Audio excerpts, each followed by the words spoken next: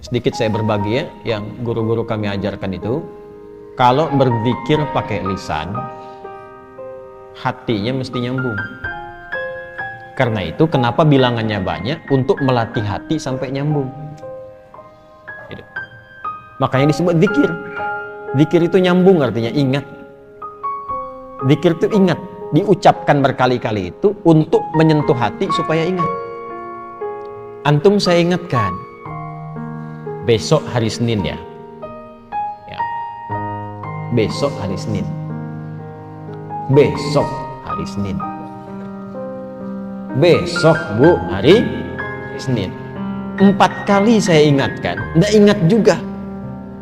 Itu kalau bahasa Jepang itu tong teingen namanya. Masa 33 kali nyebut nggak ingat juga? Maka dari itu ulama itu karena tajam hatinya, firasatil mu'min haqqa. Firasat orang beriman itu kalau semakin dekat dengan Allah semakin tajam. Lihat si fulan datang ingin perbaiki hati. Ya, oh, udah kamu istighfar aja 100 kali. Kadang-kadang melihat, ya, oh ini keadaannya seperti ini. Ada seorang syekh di Saudi kejadian, itu ahli Quran, suka menerima setoran Quran. Nah ini bagus nih, satu kali datang seorang pemuda, mukanya udah kusut, banyak masalah. Datang ke syekh itu mengatakan, Syekh, aqrinil Quran, tolong bacakan pada saya Al-Quran. Pemuda ini benar tuh. Sebab kalau mau tenang, maaf ya, ada banyak masalah atau yang sedang dihadapi, jangan banyak curhat di tempat yang tidak benar. Ya, media sosial itu tempat yang tidak benar untuk curhat. Allah sudah berikan medianya, ruangnya ada, masjid, datang ke masjid. Antum baru masuk aja, sebagian ketenangan sudah hadir. Wudu, atau buka mushaf, ya, curhatkan kepada Allah. Innama ashku bathi wa huzni ilallah. Di surat Yusuf kan demikian. Anak ini datang ke masjid, udah benar. Datang ke syekhnya, teh tolong bacakan Al-Quran kepada saya. Ingin tenang. Kata syekhnya, saya sedang nerima murajaah ini dulu. Kamu ambil wudhu, sholat dulu 2 rakaat di situ. Nanti setelah selesai saya bacakan kepada kamu Al-Quran. Ini kisah nyata. Dan dia ikut.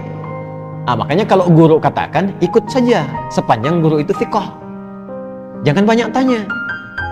Kalau gurunya thiqah, sanad ilmunya tersambung pada Rasulullah, udah sami'na wa ata'na, bukan sami'na wa nanyaina. Kalau gurunya thiqah, itu thiqah. Makanya di Timur Tengah itu ada kualifikasi, ada ustaz, ada da'i, mubaligh, ada alim, ada mufti, ada qadhi. Kalau mufti sudah ngasih fatwa, jangan ditanya, itu aib. Apalagi ilmunya nggak nyampe. Ya, cuma problemnya kan di kita disebut ustaz semua. Sehingga sulit bedakan mana yang thiqah, mana yang tidak thiqah. Tapi kan kelihatan dari kapabilitasnya, latar belakangnya macam-macam. Kalau ada orang thiqah, ikuti. Itu diikuti wudhu beliau, langsung ke bagian terdepan sholat, saf depan. Nah, si guru ini ketika melihat itu sengaja agak dilamakan tuh yang merajaah, tambah lagi sampai 30 menit. Ya, begitu selesai si pemuda itu sholat 2 rakaat dan dia menunggu sambil baca Quran, dia baca, dipanggil oleh syekhnya setelah selesai. Ta'al ya. Begitu datang, sekarang sudah selesai, saya ingin bacakan pada engkau Al-Quran. Apa kata anak muda itu? Sudah Syekh, saya sudah merasa enak sekarang, terima kasih katanya. Tidak jadi dibacakan Quran, langsung pulang. Muridnya penasaran, Syekh, apa yang terjadi? Perhatikan baik-baik, jaga kalimatnya ya. Perhatikan baik-baik. Saya melihat ketika dia datang, itu rohnya sedang lapar. Rohnya sedang lapar. Ini bahasa majas maksudnya. Karena saat masuk tadi, mukanya itu kusut. Tapi begitu dia sholat, baca Quran, datang lagi mukanya sudah cerah. Kelihatan. Orang kan kalau punya beban, dengan tak punya beban, dari wajah kelihatan kan? Ya? Jawabannya sederhana. Saya melihat rohnya sedang lapar. Di tubuh manusia itu kan ada 3, ada fisik, ada akal, ada roh. Masing-masing butuh makanan. Fisik, makanan pokok.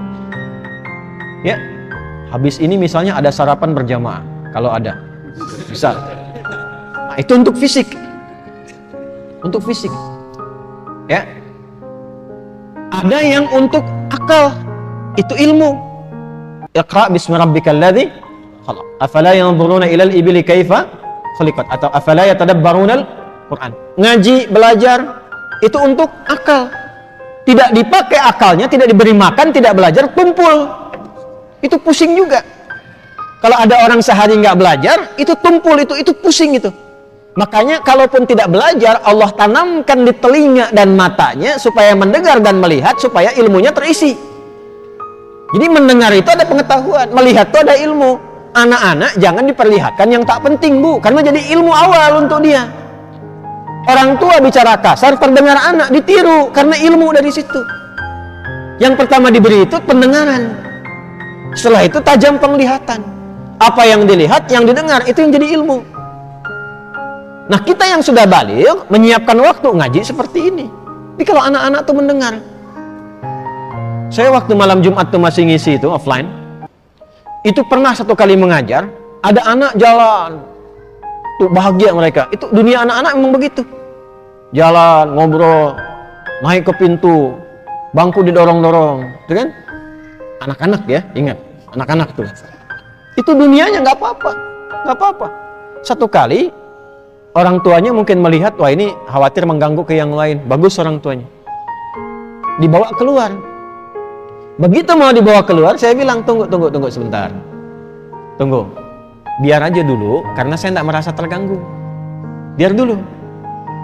Boleh jadi, orang tua yang menyimak pun, maaf, yang ditangkap tidak lebih banyak daripada anak itu yang kelihatan bermain. Saya tanya anaknya, dia mampu mengulang apa yang saya sampaikan.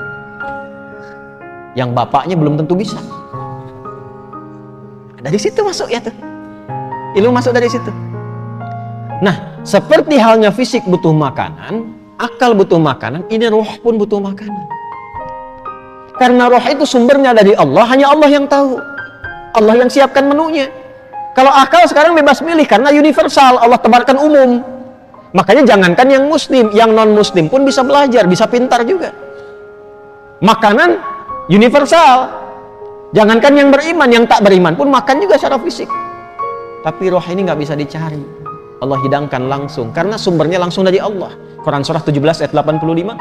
Yas'alunaka 'anil ruh, qulir ruhu min amri rabbi. Roh itu dari Allah. Karena itu menunya langsung Allah berikan. Itulah menu yang terkumpul dalam ibadah. Sholat, baca Quran, itu semua itu kebutuhan roh. Jadi kalau nggak sholat, gelisah rohnya.